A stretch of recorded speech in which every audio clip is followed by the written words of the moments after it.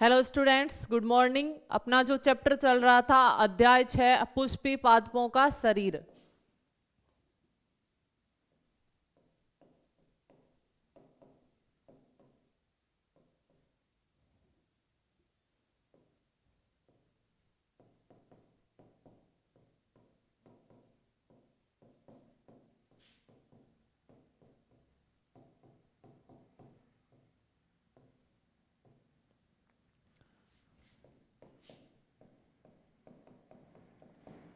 देखिए स्टूडेंट्स, इसके अंदर हमने पौधों में जो पत्ती, तना और मूल की एक बीजपत्री और द्विबीजपत्री संरचनाओं के बारे में पिछली क्लास में हमने फुल स्टडी कर ली थी। अब हमें पढ़ना है पादपों में द्वितीयक वृद्धि। तो अगली हेडिंग लगाएंगे हम पादपों में द्वितीयक वृद्धि।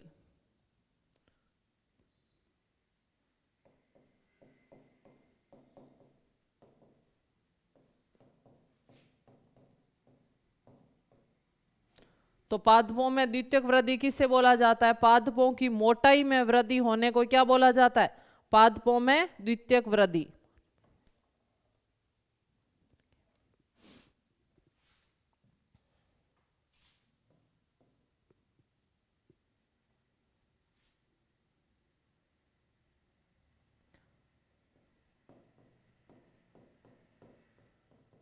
पादपों की मोटाई में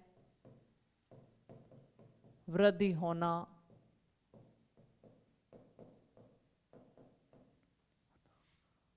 द्वितीयक वृद्धि कहलाता है।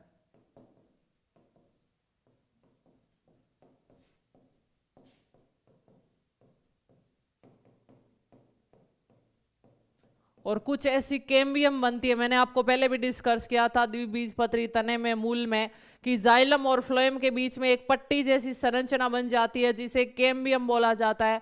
और वो कंटिन्यू ऊपर की ओर द्वितीयक फ्लोएम बनाती है, अंदर की ओर द्वितीयक जाइलम बनाती है, यानी प्राथमिक फ्लोएम और प्राथमिक जाइलम बन गए, प्राथमिक वृद्धि थी। लेकिन फिर कैम्बियम के द्वारा द्वितीयक फ्लोएम द्वितीयक जाइलम का निर्माण होना, वो मोटाई में वृद्धि होता है पादप के, और उसको हम क्या बोलते हैं? द्वितीयक वृद्धि, जो कैम्बियम के कारण होती है। कुछ विशेष प्रकार की कैम्बियम होती है, एक होती है सैमन कैम्बियम, एक होती है कॉर्क कैम्बियम। और जब हम उत्तक पढ़ रहे थे तब हमने देखा था शीर्षस्थ मेरिस्टेम और अंतर्वैसी मेरिस्टेम है वो प्राथमिक वृद्धि करवाते हैं, लेकिन पार्श्वीय मेरिस्टेम कौन सी वृद्धि करवाते हैं? द्वितीयक वृद्धि। तो द्वितीयक वृद्धि में कौन कौन से सहायक है? तो देखिए नेक्स्ट पॉइंट, पार्श्वीय मेरिस्टेम, सैवन कैम्बियम यानी वेस्कुलर कैम्बियम। सैवन बोलता है जाइलम और फ्लोएम उत्तकों को, और उनके बीच में पाई जाने वाली कैम्बियम क्या कहलाती है? संवहन कैम्बियम। तो देखिए पार्श्व मेरिस्टेम, सैवन कैम्बियम तथा कॉर्क कैम्बियम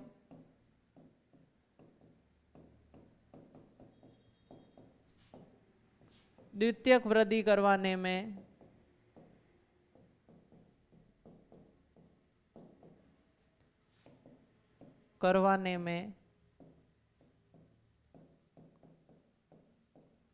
सहायक होते हैं। ठीक है, नोट कर लीजिए पॉइंट्स।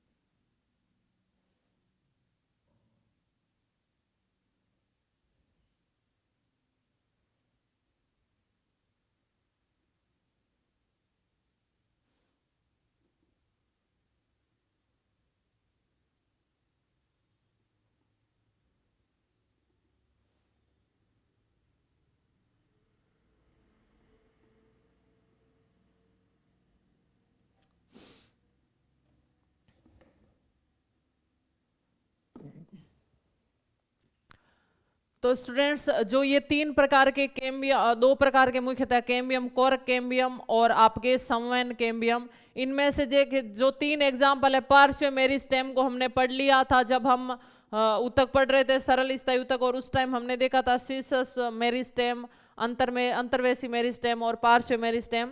तो पार्श्व मेरिस्टेम को हमने पढ़ लिया था। अब हमें डिस्कस करना है संवहन कैम्बियम और कोरक कैम्बियम। तो संवहन कैम्बियम क्या होता है, यानी जाइलम और फ्लोएम के बीच में पाया जाने वाला वह भाग जो द्वितीयक जाइलम और द्वितीयक फ्लोएम का निर्माण करता है, वो क्या कहलाता है, संवहन कैम्बियम कहलाता है। तो सबसे पहले डिस्कस करते हैं हम संवहन कैम्बियम या वेस्कुलर कैम्बियम।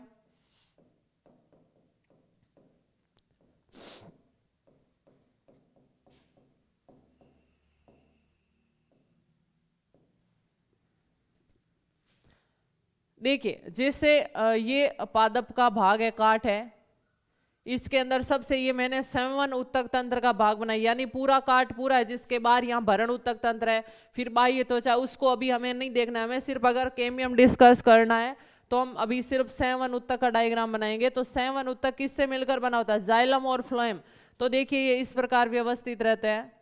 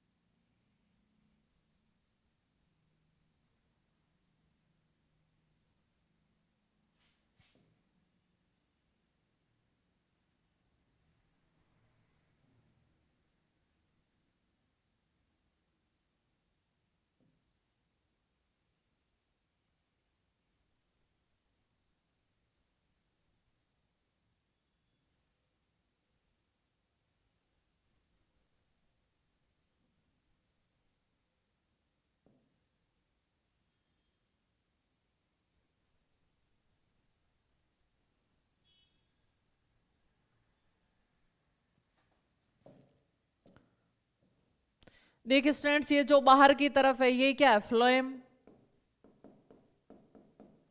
और अंदर की तरफ क्या है, जाइलम।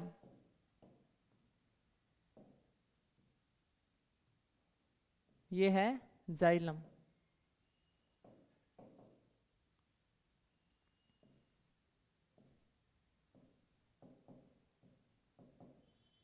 और इन दोनों के बीच में पाई जाएगी कैम्बियम। देखिए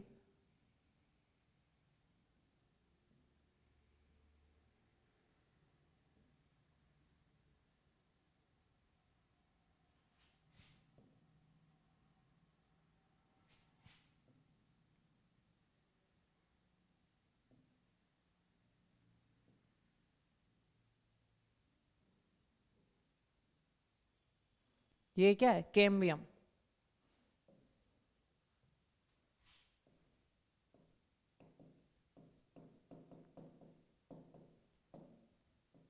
अब देखिए ये कैम्बियम बन गई है, धीरे धीरे क्या होगी, ये कैम्बियम विकसित होगी और एक दूसरे से आपस में जुड़ जाएगी और एक पूरे छल्ले का निर्माण हो जाएगा, जिसे बोला जाता है कैम्बियम छल्ले का बनना। ठीक है, तो आपको ध्यान रखना है कि सबसे पहले कैम्बियम है वो, इसको क्या बोलेंगे, अंतःपूलीय कैम्बियम, अंतःपूलीय कैम्बियम। और फिर धीरे धीरे ये कैम्बियम एक दूसरे से आपस में जुड़ जाएगी और इसको क्या बोलेंगे, कैम्बियम छल्ले का निर्माण। तो देखिए नेक्स्ट,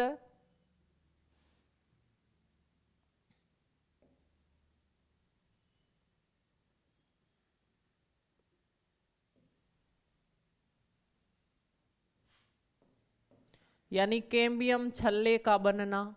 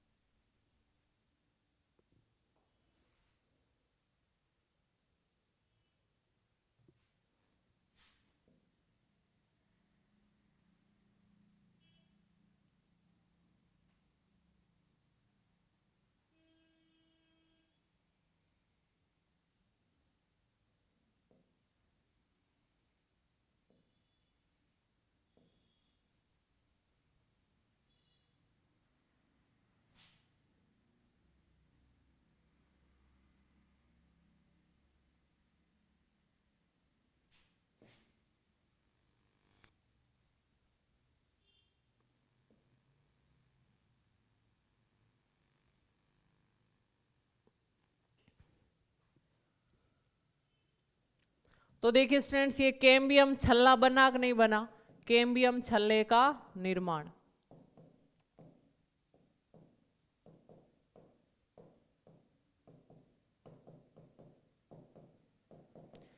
यानी पहले सिर्फ कैम्बियम था, वो जाइलम और फ्लोएम के बीच में ही था, साइड में बाहर नहीं था। और फिर धीरे धीरे ये विकसित होता हुआ आपस में पूरे एक छल्ले जैसी, रिंग जैसी संरचना बना ली और इसको बोला जाता है कैम्बियम छल्ले का निर्माण होना। नोट कीजिए, फिर मैं पॉइंट लिखवाती हूँ इसके।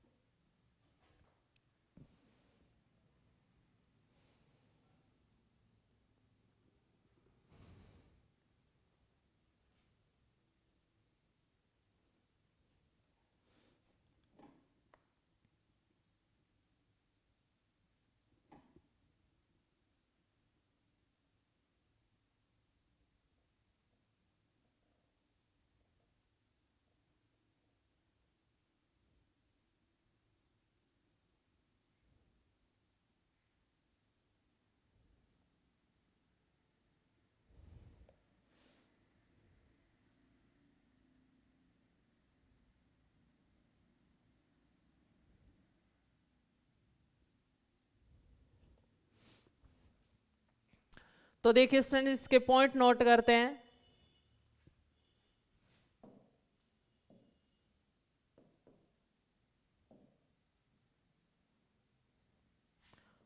प्राथमिक जाइलम तथा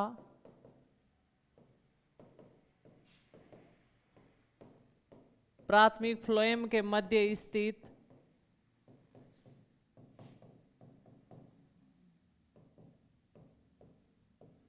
प्राथमिक जाइलम तथा प्राथमिक फ्लोएम के मध्य स्थित कैम्बियम अंतःपूलीय कैम्बियम कहलाती है।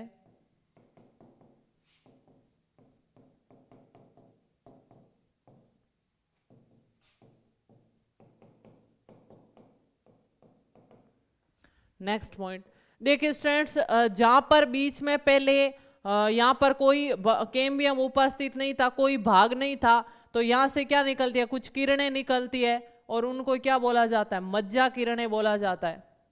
इनको क्या बोला जाएगा, मज्जा किरणें।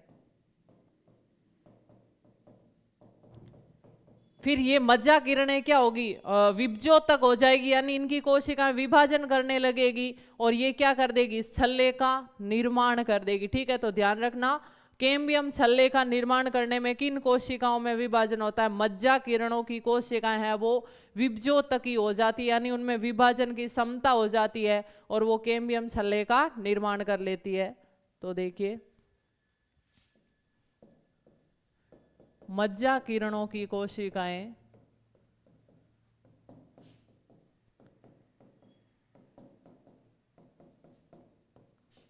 विभजोतकी हो जाती है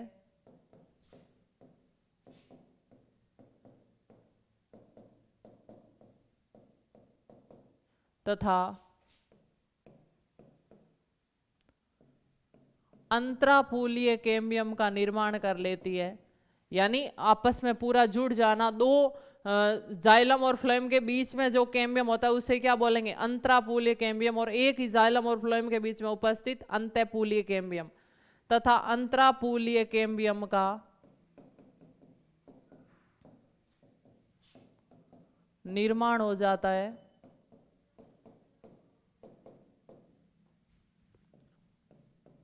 तथा कैम्बियम का एक अखंड छल्ला बन जाता है।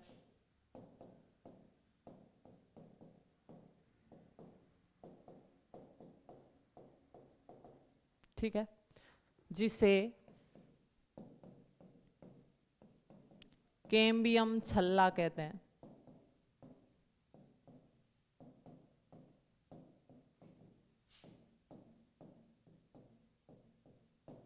नोट कर लीजिए पॉइंट्स।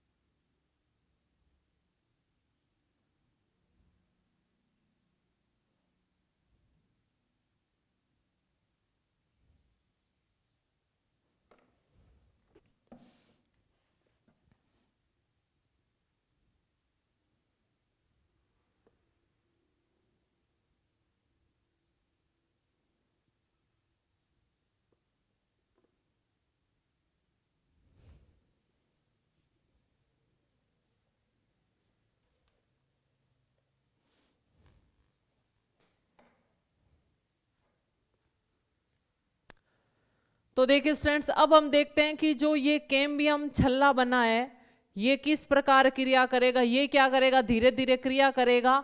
और अंदर की तरफ क्या है, जाइलम है, यानी ये भाग कहलाता है पित्त। तो पित्त की तरफ क्या है, जाइलम है, और बाहर की तरफ क्या है, फ्लोएम है।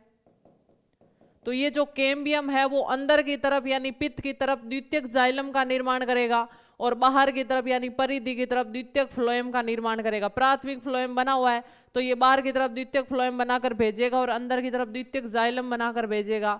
लेकिन कैम्बियम छल्ले की क्रिया है वो अंदर की तरफ ज्यादा होती है, बाहर की तरफ कम होती है, जिसके परिणाम स्वरूप द्वितीयक फ्लोएम का निर्माण कम होता है, द्वितीयक जाइलम का निर्माण है वो ज्यादा होता है। फिर क्या होगा, जाइलम का निर्माण ज्यादा होने से दोनों फ्लोएम है वो धीरे धीरे दब जाते हैं, क्योंकि जाइलम कंटिन्यू ज्यादा बनता जाता है, फ्लोएम कम बनता जाता है, तो फ्लोएम है वो धीरे धीरे दब जाते हैं। तो नेक्स्ट पॉइंट हम देखते हैं, कैम्बियम छल्ले की क्रिया।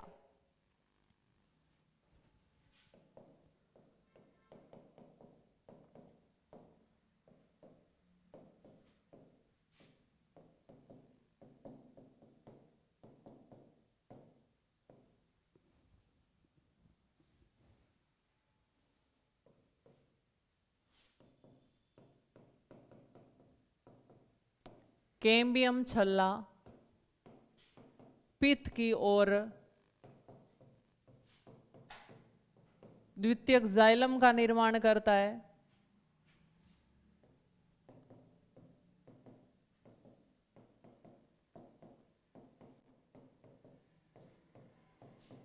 तथा परिधि की ओर द्वितीयक फ्लोएम का निर्माण करता है।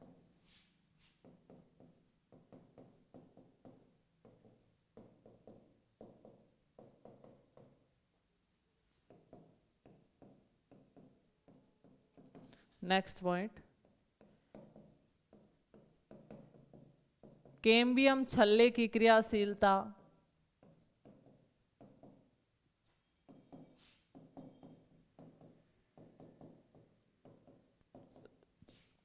अंदर की तरफ यानी पित्त की तरफ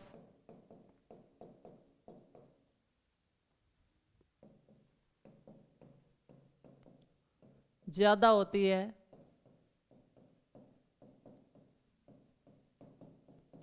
जिसके परिणाम स्वरूप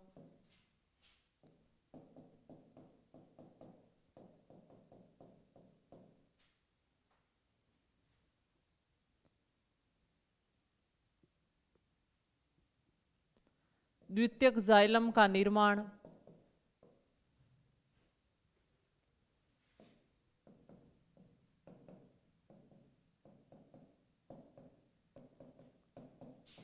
द्वितीयक फ्लोएम की तुलना में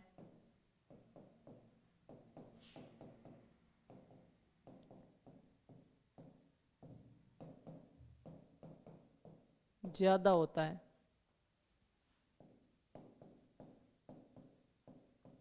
ठीक है, नोट कर लीजिए पॉइंट्स।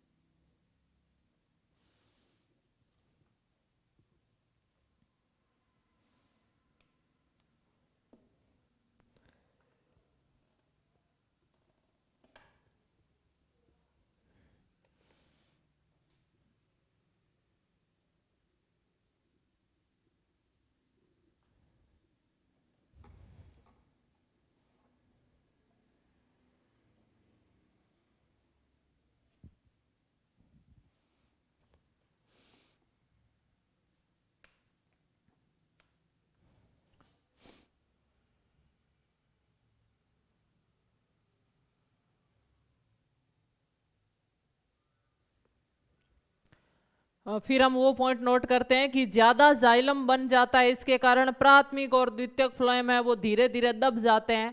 ठीक है, तो नेक्स्ट पॉइंट,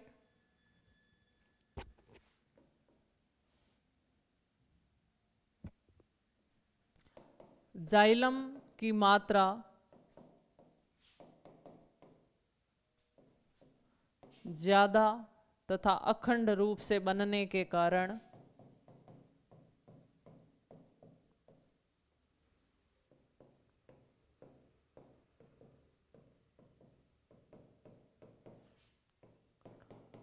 प्राथमिक तथा द्वितीयक फ्लोएम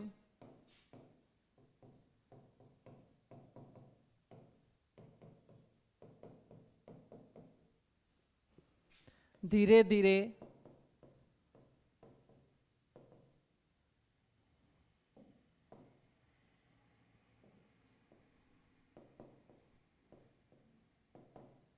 धीरे धीरे दब जाते हैं। अब देखिए, कभी कभी क्या करती है, कुछ कैम्बियम क्या करती है, जो ये द्वितीयक कैम्बियम बनी है, जो कैम्बियम छल्ला बनता है, वो क्या करता है, इधर की तरफ भी विभाजित होता है और यहाँ पर एक इस प्रकार किरण बनाता है और एक इधर की और किरण बनाता है। इनको बोलते हैं मज्जा किरणें, मज्जा किरणें। यानी कैम्बियम है वो अरीय दिशाओं में भी कुछ एक पट्टी का निर्माण करता है जो द्वितीयक जाइलम और द्वितीयक फ्लोएम को भेद कर जाती है, और उनको क्या बोला जाता है, मज्जा किरणें। तो आपको पूछा जा सकता है मज्जा किरणों का निर्माण किसके द्वारा होता है। मज्जा किरणों का निर्माण है वो सेवन कैम्बियम के द्वारा होता है। सेवन कैम्बियम के द्वारा विभाजन करके एक पट्टी बनाई जाती है, जो पट्टी द्वितीयक जाइलम और द्वितीयक फ्लोएम से होकर अरीय दिशाओं में जाती है, साइड में जाती है, और इन्हीं को क्या बोला जाता है, मज्जा किरणें बोला जाता है। तो देखिए,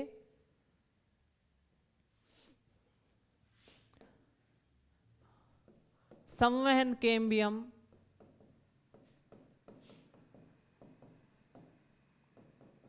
विभाजन करके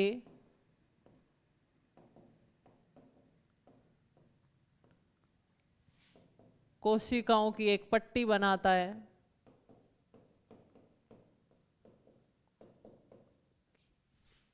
एक पट्टी बनाता है जो द्वितीयक जाइलम तथा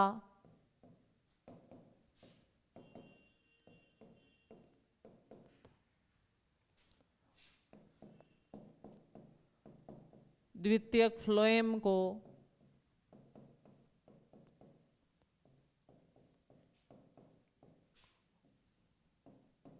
भेदती हुई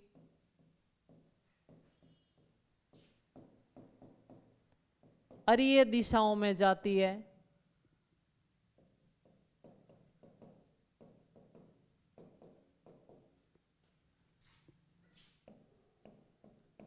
जिन्हें मज्जा किरणें कहा जाता है।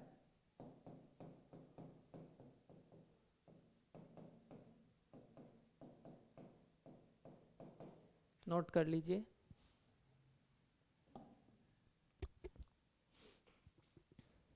या हम इन्हें द्वितीयक मज्जा किरणें भी कह सकते हैं, क्योंकि द्वितीयक जाइलम और द्वितीयक फ्लोएम में से निकलती है, इसलिए इनको क्या बोल दिया जाता है, द्वितीयक मज्जा किरणें।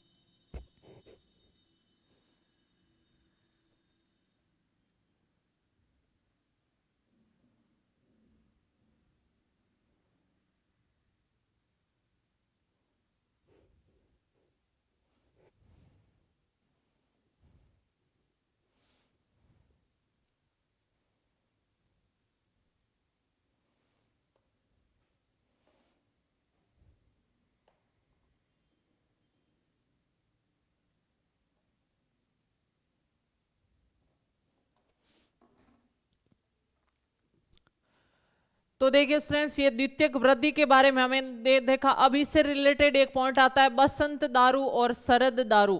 दारू किसे बोला गया है? जाइलम को बोला गया है। बसंत दारू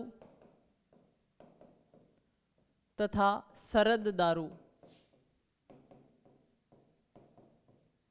अब देखिए क्या होता है बसंत दारू और शरद दारू।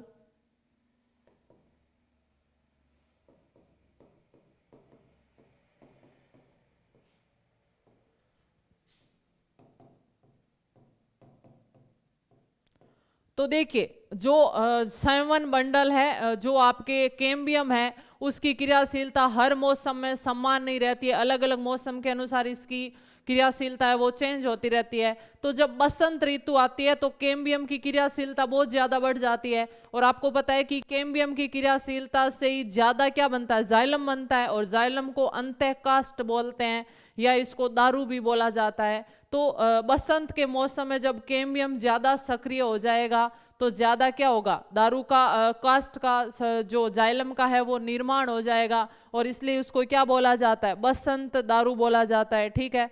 अब देखिए इस समय अगर जब ये ज्यादा सक्रिय होगा तो ये मोटी और बड़ी ज्यादा वाहिकाएं बनाता है और इसी को क्या बोला जाता है? बसंत दारू। ठीक है। उसका उल्टा होता है सर्दी की ऋतु में, शरद के मौसम में कैम्बियम है वो कम सक्रिय होती है और कम मात्रा में वाहिकाएं बनाती है, उनकी गुहिका भी चौड़ी होती है, तो उसे क्या बोला जाता है? शरद दारू। तो इसी के आधार पर देखिए बसंत के मौसम में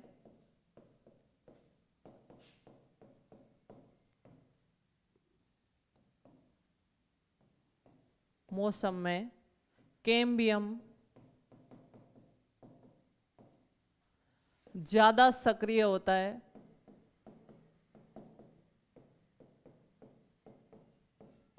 तथा कैम्बियम ज्यादा सक्रिय होता है तथा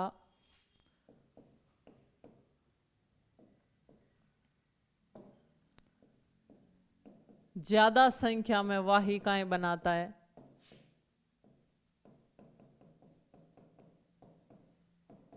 वाहिकाएं बनाता है जिनकी गुहा चौड़ी होती है।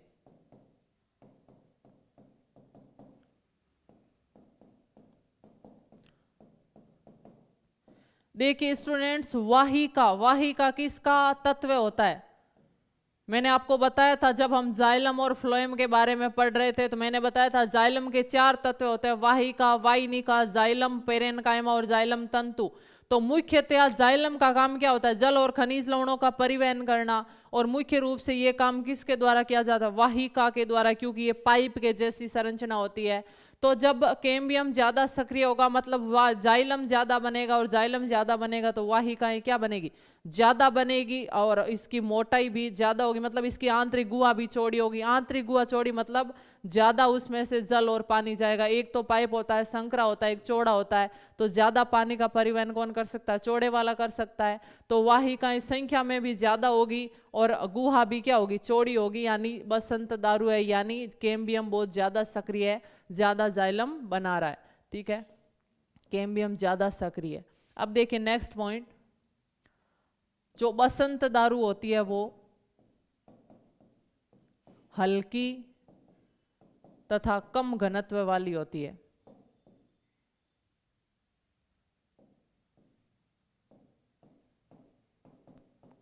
कम घनत्व वाली। ठीक है। अब इसका उल्टा होगा शरद दारू। शरद दारू में क्या होगा?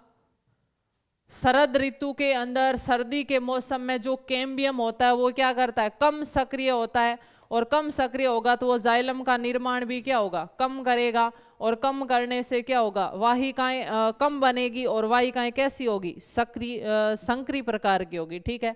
तो देखिए नेक्स्ट हम देखते हैं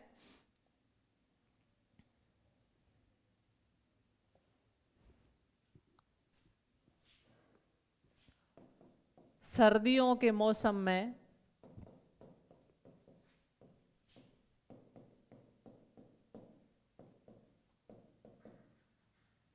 कैम्बियम कम सक्रिय होता है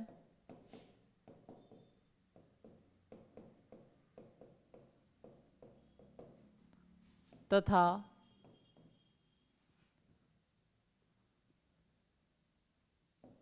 वाहिकाएं कम तथा संकरी गुहा युक्त बनाता है।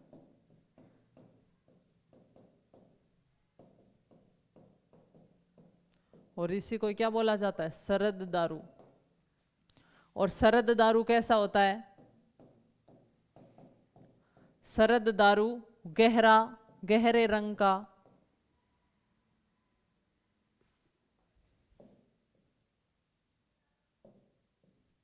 हल्के रंग का, सरद दारू गहरे रंग का तथा उच्च घनत्व युक्त होता है, यानी इसका भार ज्यादा होता है, अणु पास में ज्यादा होते हैं। तो ये आपके अंतर है बसंत दारू और शरद दारू।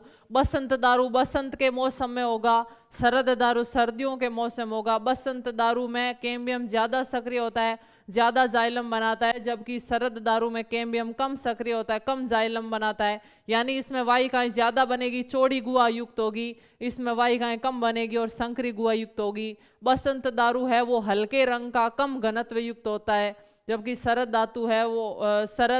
दारू है वो गहरे रंग का और ज्यादा घनत्व युक्त होता है। अब देखिए एक पॉइंट और ध्यान रखना कि अगर हम पौधे की काट को देखते हैं तो हमें बसंत दारू और शरद दारू स्पष्ट दिखाई देते हैं। तो देखिए इसको नोट कीजिए, फिर बताती हूं मैं।